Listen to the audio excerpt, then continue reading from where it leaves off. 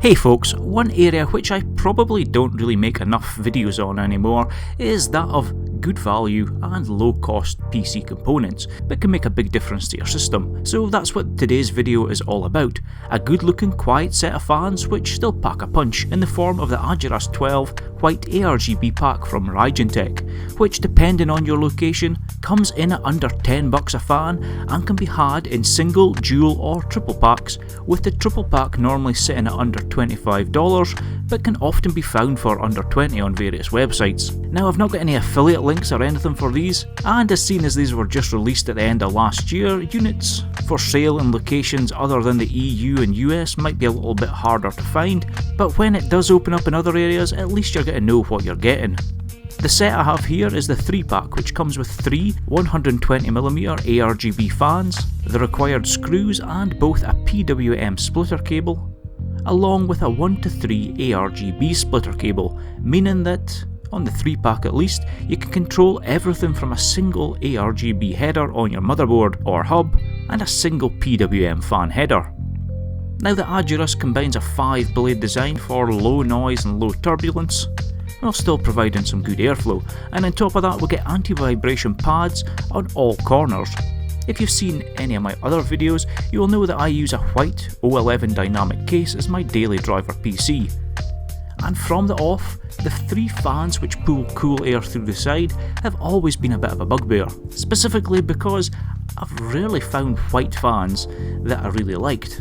Now despite me thoroughly enjoying having a nice PC to look at, the thought of spending over the odds on fans has always kinda grated on me. Now don't get me wrong, I've done that before and been fairly pleased with the aesthetic. The build I made for the Ryzen 3600 launch a few years back had fans in it which could easily run at 3 or 4 times the price of this Raijintek kit. But I was always left asking the question why?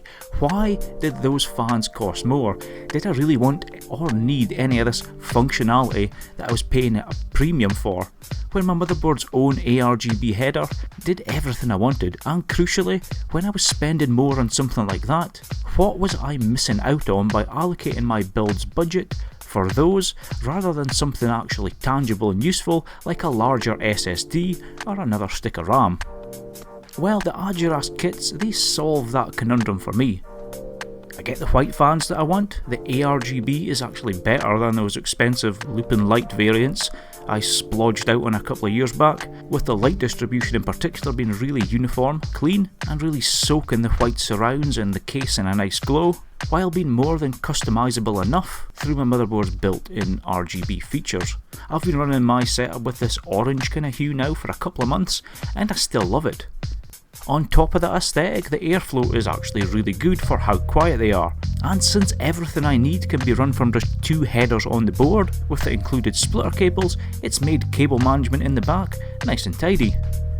Now Igor's Lab has done a really decent review on this pack, so I'd urge you to check it out if you want to know more raw performance stats, but really the only fan that I can think of that comes close to offering the same performance, features and end look at a similar price range is the budget Arctic P12 range.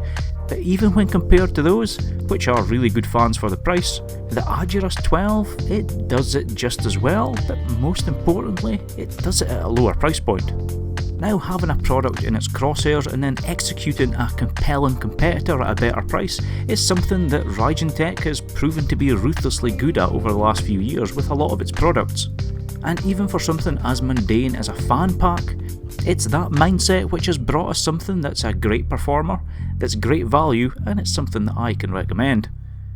It's a budget fan, it's not got to set your world on fire, but it might just be exactly what you need to spice up that gaming rig on a budget, or bring some flair to a dull system, and that is something which, for under 10 quid a pop, is worth every penny.